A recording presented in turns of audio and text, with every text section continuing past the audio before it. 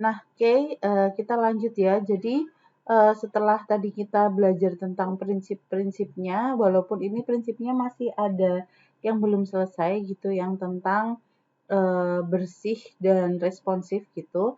Nanti akan kita bahas seiring dengan materi yang berjalan. Jadi, di segmen ini saya ingin membahas tentang jika anak menolak makan, apa yang harus saya lakukan. Jadi memang ketika memberikan MPASI itu tantangannya luar biasa gitu ya. Kita tahu bahwa memberikan makan ke anak itu tidak semudah teorinya gitu. Jadi misalnya sudah susah-susah dibikinkan MPASI, ditekstur dengan penuh semangat, ternyata begitu sampai di depan mulut anak, bahkan membuka mulut saja tidak mau gitu ya. Nah, itu kan tantangan yang sering dialami oleh banyak ibu-ibu gitu yang membuat MPASI gitu. Nah, kalau misal itu terjadi, apa yang harus saya lakukan? Nah, biasanya opsi-opsi yang muncul itu misalnya diberikan susu, kan beberapa orang berpikir bahwa susu vitaminnya komplit gitu.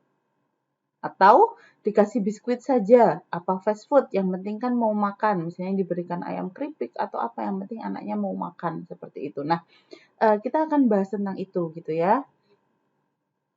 Nah, eee, kita mungkin sedikit kembali ke tadi yang sudah dijelaskan tentang 4 sehat 5 sempurna. Jadi memang karena masyarakat kita itu sangat apa ya, meresapi prinsip itu sehingga itu terbawa sampai sekarang gitu. Ketika anak itu tidak mau makan, kita berpendapat bahwa memberikan susu saja sudah cukup karena susu itu vitaminnya komplit seperti itu. Padahal sebenarnya susu itu ya apa namanya salah satu sumber protein dan sumber kalsium gitu yang mana sebenarnya kalaupun tidak ada susu itu bisa kita ganti dengan sumber kalsium yang lain. Jadi misalnya di sini ada telur ayam ras, kuning telur, bayam, sawi dan kacang merah. Jadi masih banyak sumber kalsium yang lain. Jadi kalau kita bilang susu bisa menjadi pengganti karena tinggi kalsium itu menjadi kurang tepat gitu. Karena sebenarnya sumber kalsium itu ada banyak selain susu dan sebenarnya susu itu hanya salah satu dari sumber protein hewani seperti itu.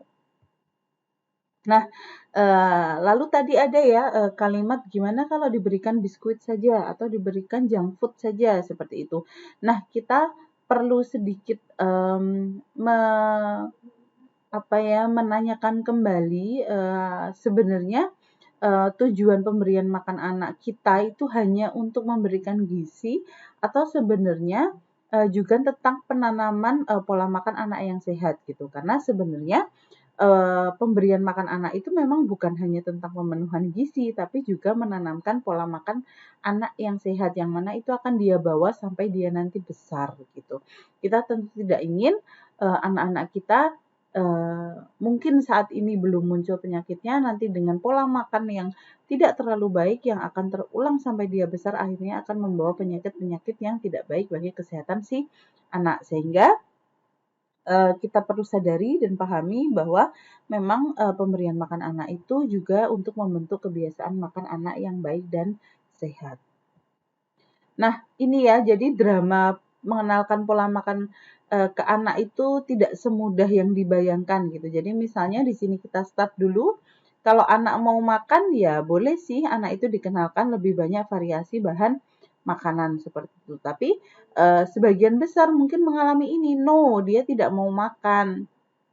Nah, kalau misalnya ibunya menyerah, ya udah deh dikasih susu aja dikasih biskuit aja, atau dikasih junk food aja. Nah, akhirnya dia akan membentuk pola makan tidak sehat. Tapi apa yang sebaiknya kita lakukan adalah dengan pahami sebabnya dan coba lagi. Jadi, ketika kita mengalami atau menghadapi anak yang susah makan, kita harus tahu sebabnya dulu. Sebenarnya anak ini tidak mau makan kenapa, lalu coba lagi.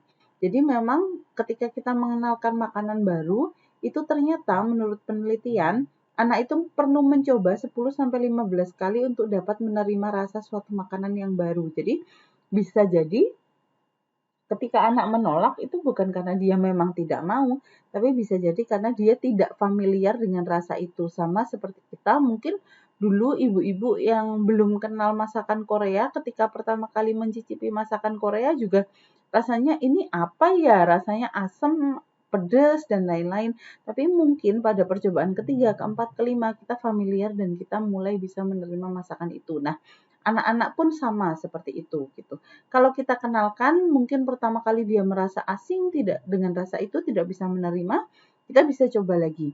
Nah, pada percobaan kesekian kali, anak akan mulai mengenal dan mau menerima makanan gitu. Nah, kalau sudah mau, kita bisa kenalkan lebih banyak variasi bahan makanan sehingga goalnya adalah pola makan yang baik dan sehat, tercukupi kebutuhan gizinya dan pola makan yang terbentuk adalah pola makan yang baik.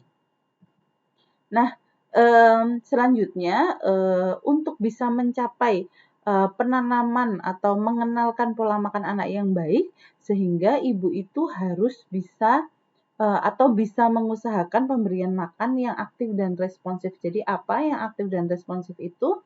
Yaitu anaknya aktif, saat makan itu anak bukan hanya sebagai objek gitu, tapi sebagai subjek di mana dia itu juga diajak untuk makan mandiri, misalnya sudah mulai dari 9 bulan boleh diberikan finger food seperti itu, dan juga aktif memberikan respon, misalnya dia kenyang, lapar seperti itu, dan ibunya responsif memberikan respon yang tepat kepada anak. Nah, yang pertama adalah membuat suasana makan yang menyenangkan. Jadi memang suasana makan itu harus dibuat semenyenangkan mungkin gitu sehingga anak itu berpikir bahwa sesi makan saya adalah sesi yang menyenangkan bersama ibu gitu.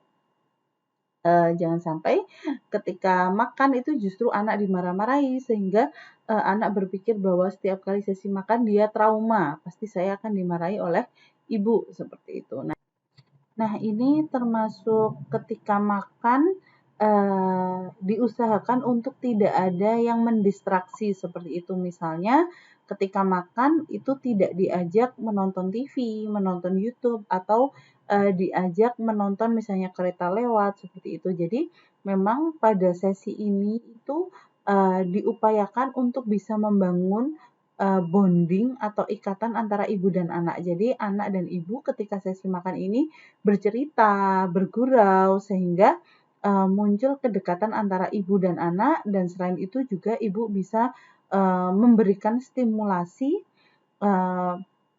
kepada anak pada sesi makan. Misalnya ketika makan diajarkan bicara, makan, atau misalnya enak ya dek, seperti itu. Meskipun anak mungkin pada usia yang tidak bisa merespon, tapi dengan interaksi yang seperti itu akan menjadi stimulasi yang sangat bermanfaat untuk anak. Seperti itu.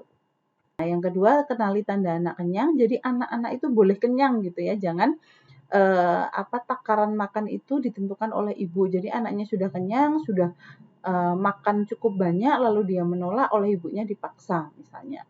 Lalu yang terakhir kenali pola makan anak. Jadi ibu itu juga sebaiknya mengenali misalnya anaknya itu adalah tipe yang misalnya kalau makan sekali makan banyak gitu, tapi dia akan makan beberapa jam lagi gitu, nggak bisa sering-sering makan.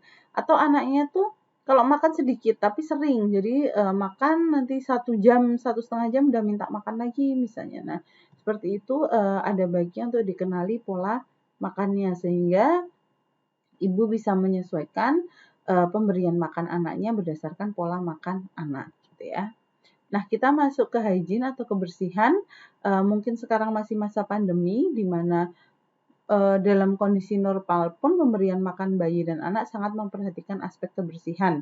Dalam kondisi wabah, perilaku kebersihan menjadi aspek yang sangat penting untuk mencegah penularan COVID-19 ke anak. Jadi memang hygiene baik itu hygiene diri, anaknya cuci tangan, ibunya cuci tangan, juga alat-alat makan itu harus dibersihkan, dicuci pakai sabun dan dikeringkan seperti itu. Nah, perilaku bersih ini mungkin bisa dibaca, jadi sebelum wabah itu ya cuci tangan, memasak hingga matang. Nah, setelah wabah ini mungkin ada baiknya untuk membatasi siapa saja yang memberikan makan ke bayi. Bisa juga mendesinfeksi secara berkala tempat makan anak, misalnya meja dan kursi dan lain-lain.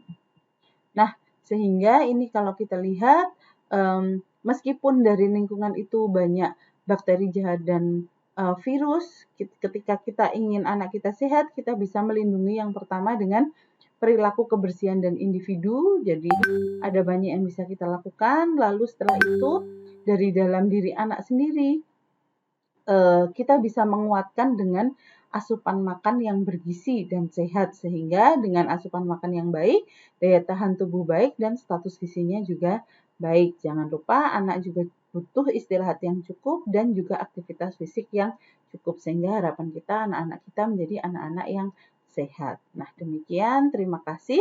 Nanti akan kita lanjutkan dengan video penteksturan yang akan saya bagikan linknya setelah ini. Terima kasih. Assalamualaikum warahmatullahi wabarakatuh.